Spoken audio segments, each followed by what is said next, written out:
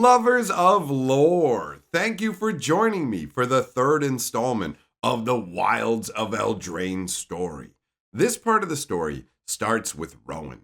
She's been stewing over a letter from her brother Will. He asked her to come back home. He's worried about her, and he said they could accomplish more working together. But Rowan, after thinking for a bit, just sent back a blank page. Will could come and find her if he actually wanted to help. She had arrived outside of Ardenvale, her ancestral home. The wicked slumber lay heavy about the place. Rowan used a blast of lightning to knock the damaged castle door out of her way, and a horror waited for her within. Former friends, knights of Ardenvale, were trapped in the wicked slumber. Purple mist surrounded them, but somehow the slumber itself was controlling the knights. As soon as Rowan took one step inside Ardenvale, an arrow flew by her head. "Don't you recognize me?" she said to them, but another arrow fired in response. This one gets swatted out of the air by Rowan's sword. Sir Saxon and Sir Joshua moved towards her with their massive axe and warhammers joining forces to strike her down. She managed to block the axe, but that left her open to the warhammer. Pain exploded in Rowan's mind as the warhammer slammed into her leg. She didn't want to hurt these men, but unfortunately, that wasn't an option. So she blasted lightning at their feet, and both men flew through the air, slamming into a nearby wall. The other knights charged Rowan, and her blasts got more intense. It was the same intoxicating rush that she felt when power had overwhelmed her during Will's duel. She headed further into the castle and was met with a bizarre scene.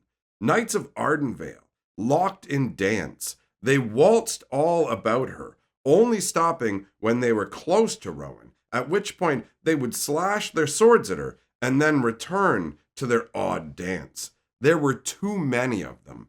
Every dodge that she made just put her in the path of a different blade, and someone in the crowd managed to yank away her sword. Abruptly, all the dancing knights bowed in unison. "Welcome to the court of the Ardent Queen." The speaker was a strange being who was missing the top half of their head. "Ashiok," Rowan said. She had heard awful things about this nightmare mage. Ashiok was the current advisor to the queen here. "Did you do this to Eldraine? Release my people," Rowan demanded.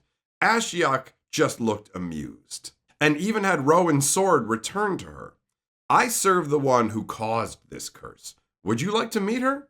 Rowan could barely restrain her rage. She charged forward, sword out. It wasn't long before she was face to face with a gorgeous woman bearing a crystalline apple that glowed with the wicked slumber's mists. "Rowan, it's lovely to meet you. Has anyone ever told you that you are the spitting image of your mother?" While saying that, she pulled out a chair for Rowan. Rowan was livid, however. Her mother being an evil witch was a sore spot for her. She stepped forward, and it took everything she had to not cut this pretender queen down on the spot. The queen spoke. "I admire you, Rowan." Rowan wasn't expecting the comment. It caught her off guard. "What?" she blurted. "You're misunderstood, Rowan. Just like me. Your family turned their backs on you. You just want to keep people safe. So do I. That's why I created the Wicked Slumber. It was meant to stop the Phyrexians, and it did. It's unfortunate that it spread. I had Ashiok send you visions of your parents to draw you here. Your mother was the cruelest witch on Eldraine, and she got what she deserved." Rowan knew all too well what she was talking about. Her mother had actually drained Rowan's blood when she was a baby. Powerful resurrection magic was the only reason that Rowan still lived. The queen continued, "Your mother's power flows through your veins. You can use that power for good, balance the scales.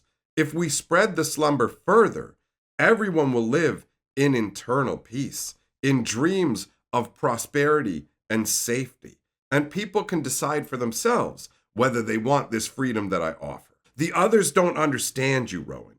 Not even your brother. They fear the power that resides within you." The witch continued to spin tales of a perfect Eldraine and how they only needed the power to make it a reality. Rowan could turn her cursed birth into something wondrous. The witch's words had an effect. Rowan started to see the benefit of the slumber. In fact, her mind no longer called it the wicked slumber. "Can you show me how to help the people? Can you restore my ability to traverse the multiverse?" Ashiok cut into the conversation. "Your spark is gone. You are not alone in this." The Witch Queen introduced herself.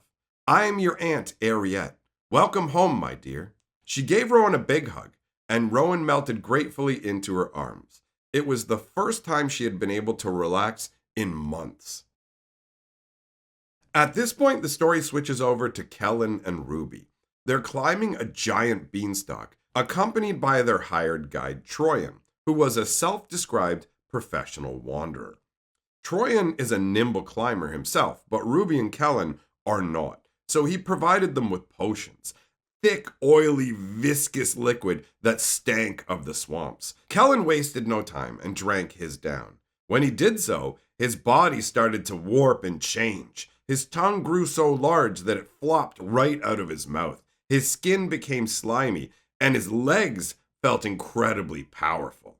Kellen found it to be quite fun turning into a frog. Such an adventure! But Ruby was dubious. Ultimately, she relented and took the potion. They bounded up the beanstalk to find a moonlit castle. It's known as Stormkeld.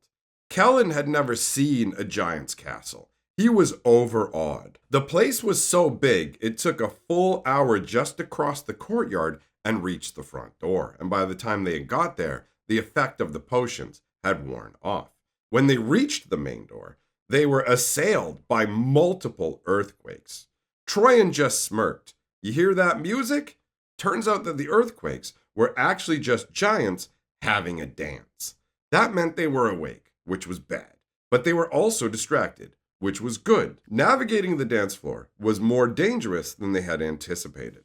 Some of the giants turned out to be terrible dancers, and as a result, their feet could come down anywhere. As a group, they had a bunch of close calls and barely made it across the room. Having no idea where the magic mirror would be located, they decided to head upwards in search of it. Troyan nimbly scaled each step of the staircase heading upwards. He would then drop a rope down for Ruby and Kellen to climb up after him. Now this proceeded apace quite nicely until someone's pet goose appeared atop the stair they had just climbed up on. The goose was as big as a bull, and it let out a thunderous honk and charged. Kellen knew how dangerous regular geese are, and they genuinely are. I live in Canada. Geese are really actually a nightmare, as an aside here. So it makes perfect sense when Kellen says, "Run for your lives!" Kellen then promptly slips and falls, while Troyan and Ruby scramble off to safety. The goose barrels down on Kellen. He was only saved by the timely interference of the goose's owner. Kellen was lifted by his cloak until he was dangling in front of a giant's face. "Why are you here?" boomed a giant woman's voice. "To seek an answer from the magic mirror." Kellen's voice was a squeak compared to hers. "I don't trust you small folk. You are ruining my birthday." Kellen looked up at her. "Happy birthday!" he yelled. "Shut up," replied the giant in irritation. "I don't want birthday wishes from the likes of you." Baluna, another giant, appeared. His beard was made of plants. The one named as Baluna bowed to him. "King Yorvo, I'm just dealing with some pests." Yorvo leaned in to get a better look. "What's this all about then?" Kellen eagerly spoke to Yorvo of his quest to slay witches. Yorvo nodded in approval. "Baluna, do not feed him to your goose. These people are now my guests." He winked at Kellen. "Give Talion my regards." Kellen felt Baluna stiffen, but she agreed to let them see the mirror. But she also did grumble about the impropriety of it all.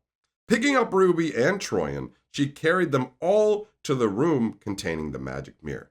"Be quick," she said. Kellen stepped up to the mirror and asked it how to find the witch Hilda, but he got no response. Baluna explained that the mirror required you to provide it with information it didn't know in exchange for it to answer your question. The magic mirror knew much of Eldraine, so this should pose a big problem, but it actually turned out to be a surprisingly easy task thanks to Troyan. He was a Vidalcan, and he didn't actually originally come from Eldraine. So all he had to do was step forward to the mirror, say his name, and say, "I was not born on this world," and the magic mirror instantly kicked into action. It started to coalesce an image up upon it, and it was a glittering castle atop a steep cliff. Ruby recognized the area as Loch Lorent, but there was never any castle there. They finally had the information they needed. It was time to slay a witch. And that ends this installment of the Wilds of Eldraine lore. I hope that you enjoyed it. Big shout out to the channel members and patrons for supporting this channel. If you enjoy what we're doing here, you can join the channel membership or our Patreon. Thanks for swinging by. Go enjoy some more lore. I'll see you for the next installment of the story. And in the meantime, remember, my friends, lore is life.